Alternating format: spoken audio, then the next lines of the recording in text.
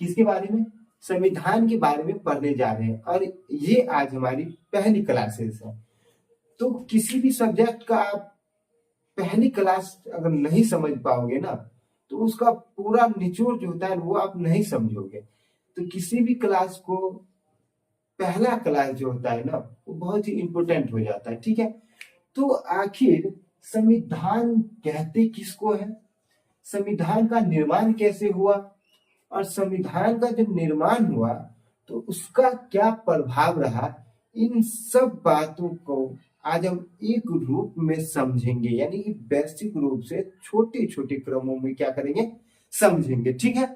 तो सबसे पहले हम शुरू करते हैं कि संविधान के निर्माण में पहले हम शुरू करते हैं राज्य से। किससे? राज्य से। किससे मेरे भाई? राज्य से, ठीक है। अब यहाँ पे एक बात याद रखना कि यहाँ पे संविधान का जो है ना यह इसका प्रांत से कोई ताल्लुक नहीं है। यहाँ पे राज्य का मतलब प्रांत से नहीं है।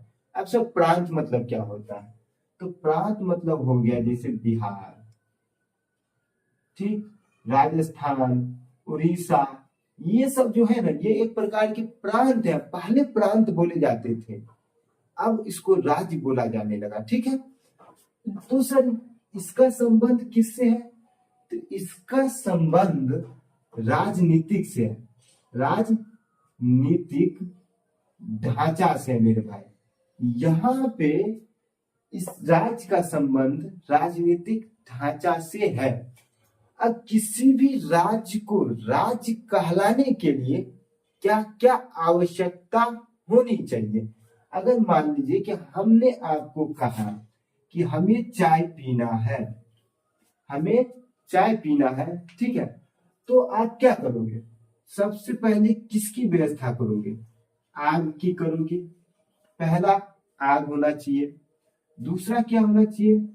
दूध होना चाहिए, तीसरा चाय पत्ती होना चाहिए और इसके बाद क्या होना चाहिए? चीनी। तो इन चारों को मिलाने पर ही हमें क्या मिलेगा? चाय मिलेगा। सर पानी भी अरे वो गांव में होता है बाबू, जब ज्यादा लोग आ जाता है ना तो दूध में जब भरपाई नहीं हो तो उसमें पानी डाल दिया जाता है, लेकिन हम स्पेशल चाय के बारे में बात कर रहे हैं, ठीक है। तो यहाँ पे आग, दूध, चाय पत्ती और चीनी, इन सबको मिला के जो निर्माण होता है जिसका, उसी को हम क्या बोलते हैं? चाय बोलते हैं। ठीक उसी प्रकार से अगर ये राज्य है तो हम कैसे मान लें कि ये राज्य है? इसका भी तो कोई प्रमाणिकता होगी कि उस हिसाब से मानेंगे कि ये राज्य है। तो इसको किसी भी राज्य को राज्य कहलाने के लिए इसके चार क्या है? स्तंभ है, ठीक है। क्या है? चार स्तंभ है। पहला क्या है? पहला है भूभाग। पहला क्या होना चाहिए? भूभाग होना चाहिए। दूसरा क्या होना चाहिए? जनसंख्या। क्या होना चाहिए मेरे भाई? जनसंख्या। और तीसरा क्या होना चाहिए? सरकार। क्या होना चाहिए? सरकार। और चौथा होना चाहिए संप्रभुता, ठीक है। क्या होना चाहिए? संप्रभुता।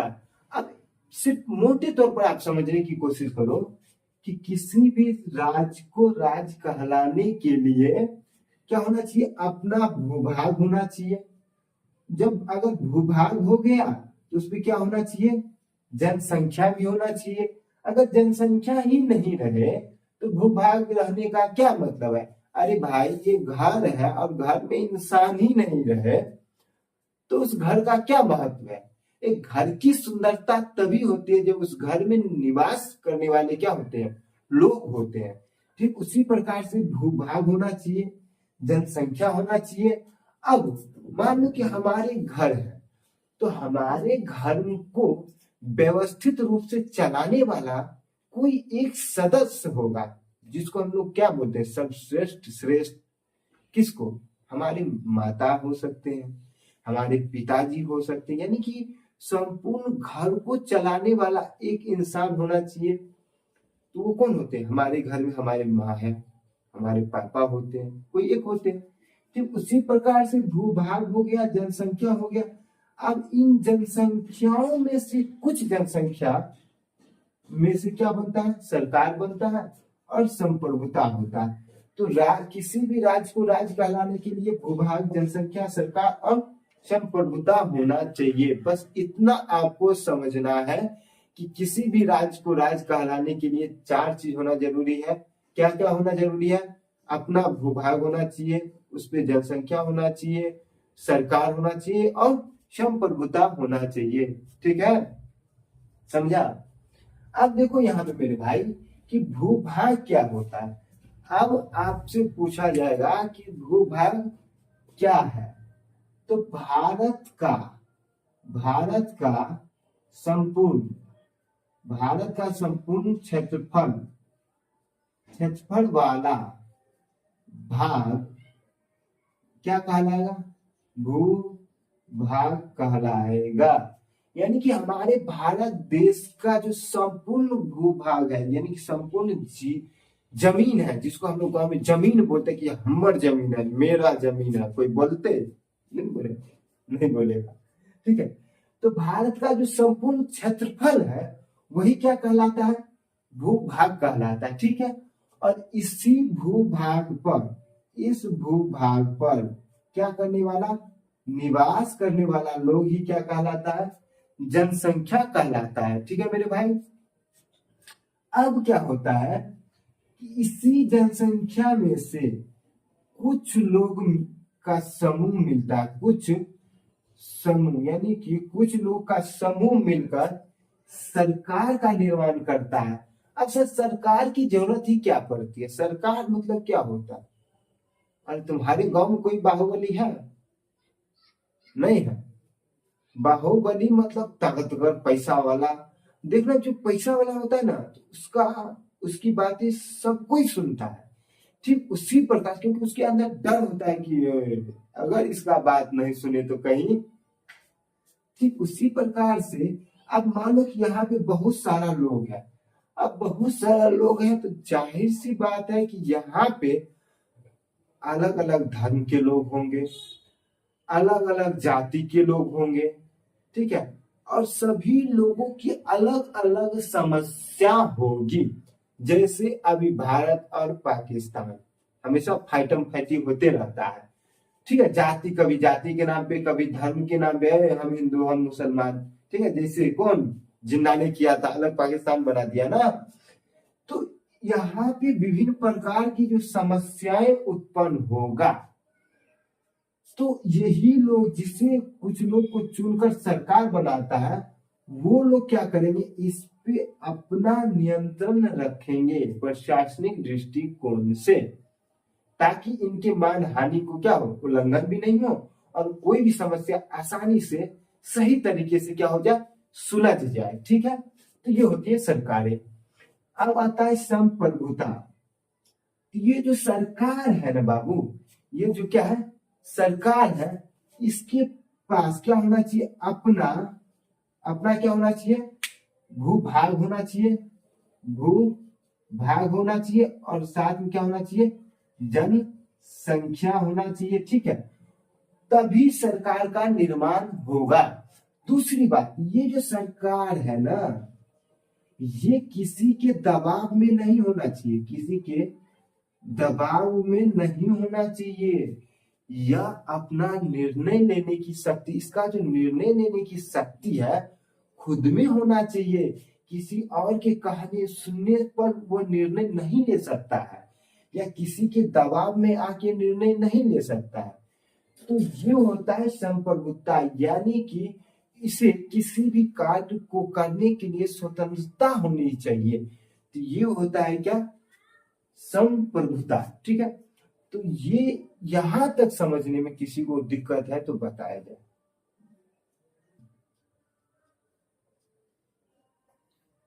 राजनीति की आवश्यकता हमें क्यों पड़ी और यह लाने का क्या कारण था? ठीक है, तो राजनीतिक यानी कि समाज में, किसमें, समाज में क्या सही है, क्या सही है और क्या गलत है, क्या गलत है, इन सारी समस्याओं को जो जन्म देती है उसको सुलझाने हेतु इसका जन्म होता है राजनीति का। अगर गांव में किसी से फैटम फाटी हो गया तो घर वाले कम, पड़ोसी ज्यादा पंचायती करने बैठ जाता है मेरे भाई, कि फला बेटा ऐसे कर दिया, ऐसे कर दिया, ये नहीं करना चाहिए, ये सही है, वो गलत है। मतलब एक छोटी सी बात को इतना बड़ा बनाने का काम करता है। तो वही है राजनीति। जिसको कुछ नहीं करना है राजनीति में घुस जाओ। उसके बाद क्या होता है कि इन सब बातों को सही मतलब सुलझाने हेतु राजनीति का जन्म होता है। ठीक है, अब देखो ये आज से नहीं है, ये आज से आते नहीं, ये आज नहीं आया है। इसकी कहानी हमारे पूर्वजों से भी जुड़ी हुई है।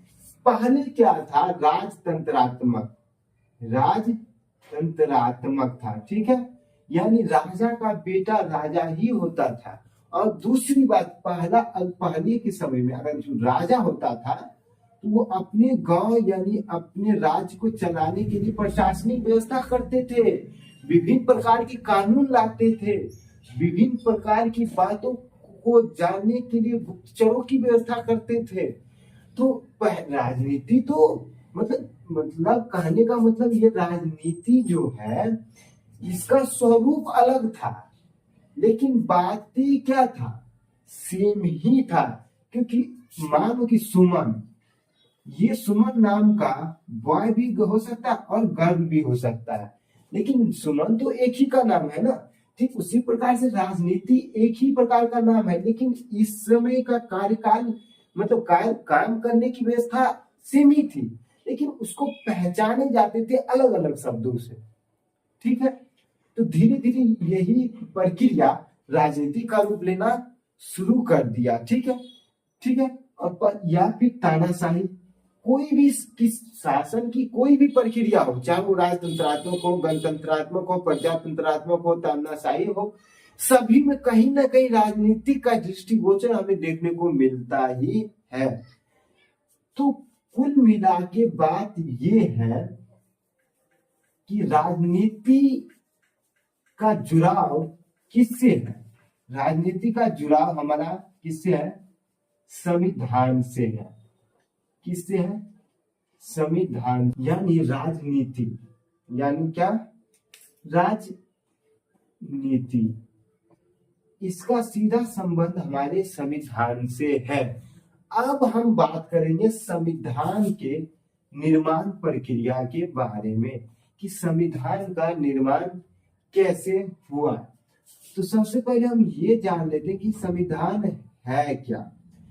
तो संविधान क्या है, यह नियमों का एक दस्तावेज है, नियमों का क्या है, एक दस्तावेज है। ध्यान से सुनना कि संविधान नियमों का एक दस्तावेज है। यह कोई कानून व्यवस्था चलाने वाला प्रक्रिया नहीं, ये एक किताब है, यह एक कानून का संकलन है जो हमें बताता है कि अगर आप इसका उल्लंघन करते हैं, इसके खिलाफ जाते हैं, तो आपके ऊपर कार्रवाई होगी। यानी कि ये हमारे देश में रहने के लिए विभिन्न प्रकार के नियमों का संकलन है कि क्या करना चाहिए, क्या नहीं करना चाहिए। अगर आप कुछ गलत कर रहे हैं तो उसका क्या प्रावधान है, आप सही कर रहे हैं तो उसके लिए क्या प्रावधान है।